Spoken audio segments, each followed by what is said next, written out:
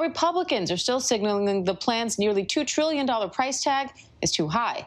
Let's bring in ABC News political director Rick Klein for more on this. Rick, Republican Senators Mitt Romney and Rob Portman have both written op-eds against this relief plan. They say it's wasteful, it will hurt job creation, it won't help kids get back to school. And they were also part of a group of moderate Republicans who proposed a compromise bill.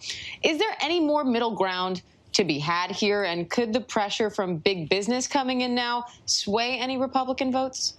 There's no sign of this swaying any votes. And really what Republicans are doing is banking on their own ability to tell a story around this package that's different than the one the White House has been telling and the weight of public opinion, as well as these CEOs that believe that you need big relief. They feel like there are aspects of this package that are have enough controversy around them, or unpopular enough, that they can oppose them without getting any kind of backlash. And so far, there have been very few cracks in Republican ranks. Astounding, given how much Republicans are often at odds with each other in this post-Trump era, but mostly they are singing from the same book right now and saying that they believe this to be too big a package, and they believe that Joe Biden has not done enough to try to reach out across the aisle. So yes, there's always middle ground, but as these first key votes approach in the House of Representatives at the end of the week, it may be that only Democrats support the packages, which would be a blow to Vice President Biden, or to President Biden, and maybe also a blow to some of these Republicans who did think that there was a chance that they'd be on board.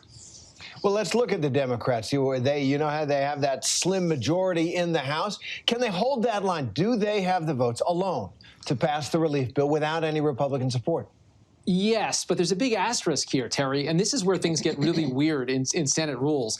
The Senate parliamentarian is going to make a judgment any day now on whether the minimum wage increase to $15 an hour can be part of this package. And the fact is, if it survives, that may hurt the efforts to pass this in the Senate, because we have a couple of senators, Democrats, who say they're not on board if this is part of it. And then it gets complicated by the fact that if you take it out, there's some progressives, including some members of the squad like Alexandria Ocasio-Cortez, who say they'd be no's on the bill. So they're looking for kind of a procedural out that could save them from themselves. It's a strange set of circumstances because they have the narrowest of majorities in both the Senate and the House. They need every Democratic vote they can get. And speaking of strange circumstances, Rick, there was kind of an awkward moment today between House Minority Leader Kevin McCarthy and Congresswoman Liz Cheney after a reporter asked them whether former President Trump should be speaking at the Conservative Political Action Committee conference this weekend. Let's listen. This weekend? Yes, he should. Congresswoman Cheney?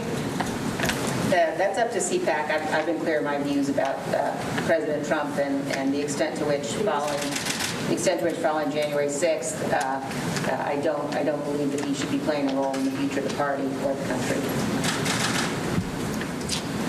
On that high note, thank you all very much.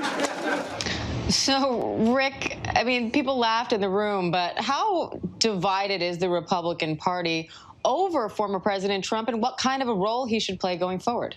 There is so much in that clip, but to be honest, I think just looking at that and Congresswoman Cheney and her reaction overstates the divide. Right now, the divide is a pretty narrow one. There aren't that many Republicans who will say publicly what Congresswoman Cheney said. Yes, she's the number 3 House Republican, but she was one of only 10 Republicans to support impeachment in the House. Of course, we know only 7 did so in the Senate. Most Republicans in the elected official ranks remain foursquare behind President Trump.